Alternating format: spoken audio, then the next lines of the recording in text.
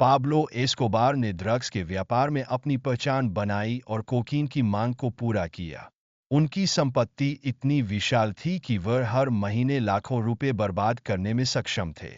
Pablo Escobar का जन्म Colombia में हुआ था और उन्होंने खुद को राष्ट्रपति बनने का सपना देखा।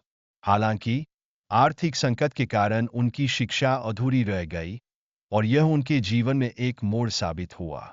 इस वित्तीय संघर्ष ने पाब्लो को अपराध की दुनिया में कदम रखने के लिए मजबूर कर दिया। उन्होंने लकड़ी कारों की चोरी से अपनी शुरुआत की और धीरे धीरे ड्रग माफिया के एक प्रमुख सदस्य बन गए।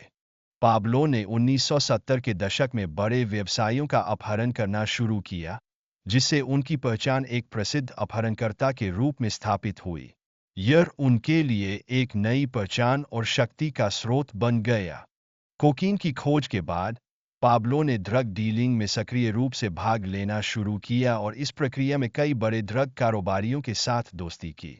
1976 में पाब्लो एस्कोबार ने मेडेलिन कार्टेल की स्थापना की, जिसने अमेरिका में ड्रग्स के व्यापार में क्रांति ला दी।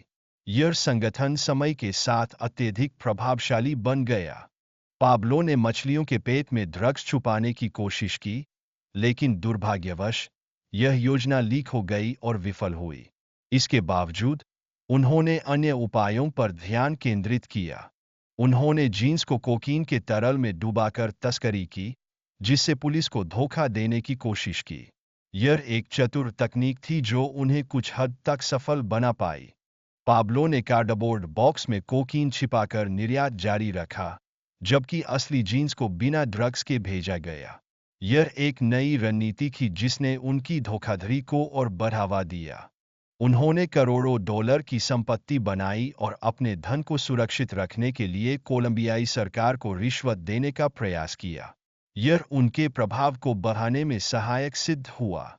पाब्लो ने अपने अच्छे कामों के माध्यम से लोगों के बीच एक सकारात्मक छवि बनाने की कोशिश की, जैसे स्कूल और अस्पतालों का निर्माण करना। ये कदम उनके सामाजिक प्रभाव को बढ़ाने के लिए महत्वपूर्ण थे।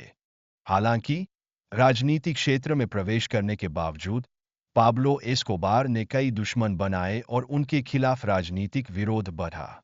यह उनके लिए एक कठिन चुनौती थी। पाब्लो एस्कोबार ने अपनी शक्तियों का उपयोग करते हुए अपने खुद के नियम बनाए और सरकार को खुली धमकी दी। उन्होंने अपनी जेल के निर्माण में शर्तें रखीं, जिससे उनकी स्थिति और मजबूत हुई। लॉजिस्टिक और सुविधाओं से भरी उनकी जेल, ला कैथेड्रल, उनकी आपराधिक गतिविधियों को जारी रखने का एक साधन बन गई। यह जेल उनके जीवन की एक भयावह सच्चाई की प्रतीक बन गई। कोलंबियाई सरकार ने एस्कोबार को सुरक्षित रखने के लिए एक विशेष टीम बनाई, जो उसे पकड़ने के प्रयास में जुट गई। यह एक तनावपूर्ण और चुनौतीपूर्ण समय था।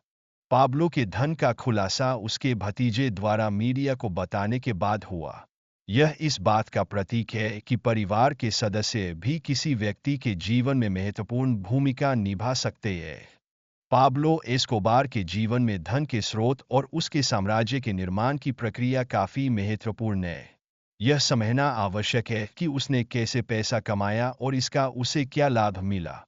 वीडियो के अंत में एक अन्य स्कीम का जिक्र किया गया है, जो सबरता रॉय द्वारा किए गए विकास के बारे में है। यह स्कीम भारतीय समाज में बड़े पैमाने पर चर्चा का विषय बना।